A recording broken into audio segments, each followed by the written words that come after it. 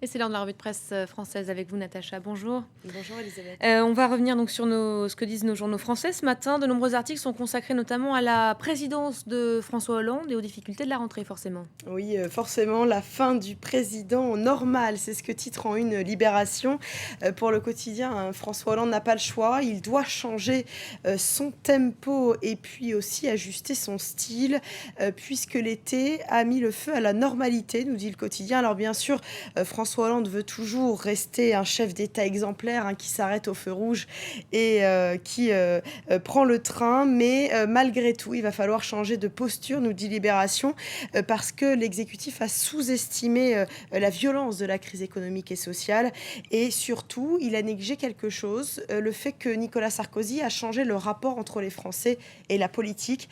Les Français, maintenant, veulent des réactions rapides, ils veulent quelqu'un de rassurant, qui est là, présent à leur côté. Alors, Libération nous dit que François Hollande a été soit trop près, soit trop loin. La présidence normale est bien morte, nous dit le journal, qui s'interroge par quoi la remplacer. Ce style Hollande dont il est également question dans le Parisien ce matin. Oui, la méthode Hollande à l'épreuve de la crise, titre le journal. Même analyse à peu près, hein, que Libération. L'été a été meurtrier pour François Hollande. Le père tranquille va devoir revoir sa méthode en urgence. Et cette semaine sera importante, Elisabeth, puisque dimanche, il y aura une intervention télévisée de François Hollande sur TF1. Et d'ici là, François Hollande va devoir donner une perspective. On se rappelle que son dernier discours, le 14 juillet, a été trop hésitant. C'est en tout cas ce que pense un ministre qui s'exprime de façon anonyme dans le Parisien. Alors d'ici là, il sera tous les jours sur le terrain, ce François Hollande, et le Parisien s'interroge, serait-il en voie de sarkoïsation? Un comble, hein, pour François Hollande, qui a toujours, on le sait, dénoncé cette agitation, hein, de l'ancien président. Alors la Tribune revient en particulier sur le franchissement de la barre des 3 millions de chômeurs, hein, qui a eu lieu ce week-end. Le quotidien nous dit que ce n'est pas en soi une surprise. Tout le monde s'y attendait, mais son annonce anticipée par Michel Sapin est calculée. En fait, c'est un choix tactique, hein, nous explique la Tribune. Un choix tactique qui vise à convaincre les partenaires sociaux d'entamer rapidement les négociations pour faire évoluer le marché du travail.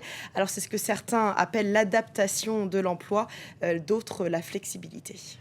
Allez, on plonge maintenant dans les pages de Libération, le journal qui nous propose un article assez intéressant sur Marikana. Vous savez, cette mine sud-africaine où 34 grévistes ont perdu la vie, tués par les balles de la police. C'était à la mi-août. Marikana à guerre ouverte, hein, nous dit Libération. Alors vous le savez, hein, la justice sud-africaine a décidé d'innocenter provisoirement, en tout cas les 270 mineurs présents au moment de cette fusillade. Alors Libé nous rappelle que le président Zuma avait promis de ne pas interférer avec la justice de son pays, sauf que il est évident, nous dit Libération, que cette décision de libérer les 270 mineurs vient d'en haut, hein, où règne la plus grande confusion, une confusion qui relance d'ailleurs la course à la présidentielle, parce que Libé nous raconte qu'il y a encore quelques mois, il y avait très peu de critiques envers le président sud-africain.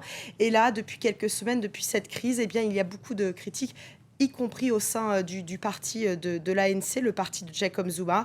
Alors ce cri de révolte, nous dit Libé, Jacob Zuma va devoir l'entendre s'il veut être réélu pour un second mandat. Allez, d'une élection à une autre, il n'y a qu'un pas, on passe à l'élection américaine. De nombreux articles dans la presse française y sont consacrés ce matin. Oui, alors la convention démocrate va souffrir, la convention républicaine avait lieu la semaine dernière, vous le savez. Les Échos nous parlent de la droitisation du parti républicain, la droitisation assumée, hein, du camp républicain, un camp qui a beaucoup évolué, hein, nous dit les Échos depuis 2008, parce que maintenant il y a le Tea Party, les évangéliques. Alors on sait que Mitt Romney était assez modéré, lui aussi a dû évoluer, hein, pour adhérer à cette partie plus extrême, hein, de son parti. Et donc, mais personne n'est dupe, nous dit les Échos. Hein, Mitt Romney et le parti républicain, c'est une alliance de circonstances. Et donc, les républicains cherchent déjà un successeur à Mitt Romney pour 2016. Même si Mitt Romney est élu, il faudra lui trouver un successeur. Voilà, élection qui aura lieu presque dans 2 mois, hein, 2 mois tout maintenant. juste. Exactement. Merci beaucoup, Natacha. C'était la revue de presse internationale. Et c'est la fin de cette demi-heure d'information. Vous restez avec nous. Un nouveau journal débute dans quelques instants avec Hélène Drouet. À tout de suite.